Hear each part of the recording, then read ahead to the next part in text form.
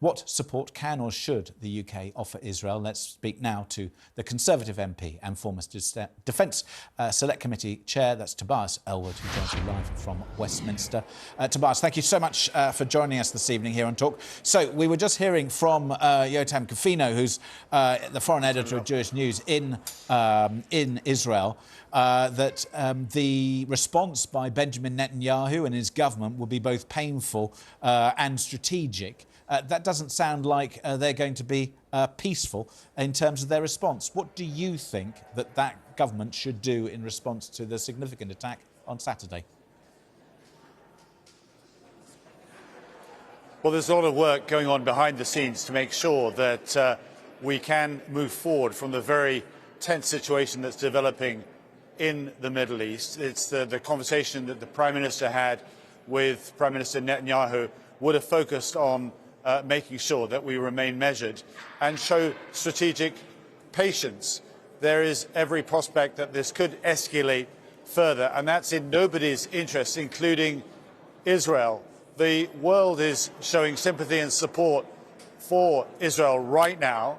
We've got to bear in mind what happened after the 7th of October, where that goodwill was quickly eroded because there wasn't a strategic plan as to what to do when Israel went after Hamas, with the consequences of huge infrastructure destruction, the prospect of famine, and of course taking us away from trying to get those hostages back. It is important that we work with Israel on the bigger picture of breaking the umbilical cords that Iran has with the proxy influences, which have caused so much destabilization across the Middle East. You've got the Houthis in Yemen, Hamas obviously in Gaza, and of course Hezbollah in Lebanon. But further than that, Iran has a proxy influence in Syria and in Iraq as well. For decades this has been happening, and it's been growing. So we need to now take an advantage of the world's focus on the Middle East, not just on ensuring that there is stability in Gaza, but also that we finally stand up to what Iran has been doing, building up this capability, causing such a poisonous impact across the Middle East.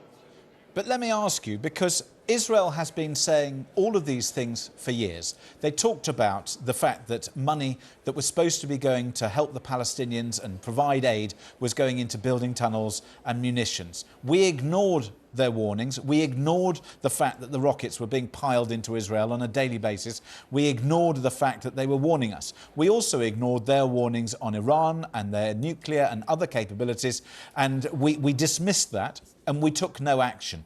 The fact is that Israel has said, you, the international community, didn't listen to us. This is the chance now because we have been provoked. We have the strength. We have it with us. You're going to like us or not anyway. It doesn't make a difference. We're going to make our country safe. Do you have some sympathy, even if you don't agree with that view, that they are taking the action that, frankly, the world should have taken but didn't?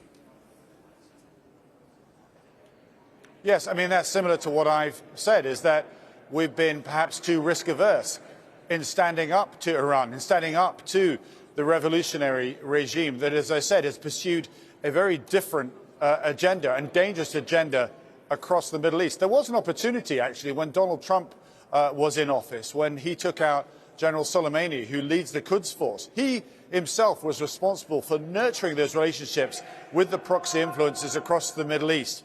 That was the opportunity to start work in standing up to Iran, and we missed that. But we shouldn't disguise the fact that, I'm afraid, not enough work has been done to build and cultivate a two-state solution over the last decade. Ultimately, we mustn't lose sight of what needs to happen on the ground in Gaza, ensuring that we avoid famine, get that humanitarian aid in, ensure a ceasefire takes place. But as I stress, a bigger picture in recognizing that we need to stand up to Iran.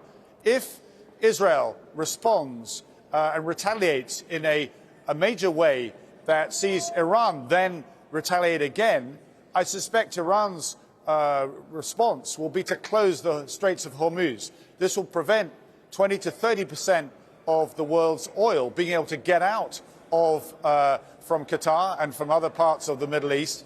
We're having knock-on impact on the global economy, including the UK economy. It's in all our interests to make sure that we prevent that spiral of escalation taking place. Right, just one last very quick question so I can understand. So, if you're suggesting that military action and a military response by Israel shouldn't be done, but we need to take action to, whether it's neuter or to deal with the threat that Iran poses, how should that take place? What can we do?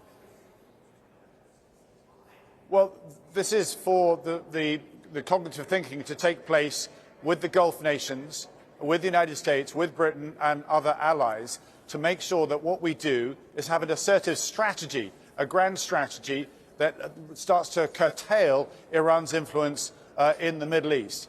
If all that happens is we see a strong, robust military response, that will simply lead, as I say, to Iran then responding. Where does that take the Middle East? It actually inflames the situation even further. So there needs to be a plan. There needs to be a vision as to how we can actually limit Iran and recognize Iran's place is to look after its own people, its domestic audience, but it has absolutely no right to use its instability, to use its proxy influence to try and destabilize the rest of the Middle East, and particularly to antagonize Israel. Tobias Ellwood, Conservative MP, thank you so much for joining us live from Westminster.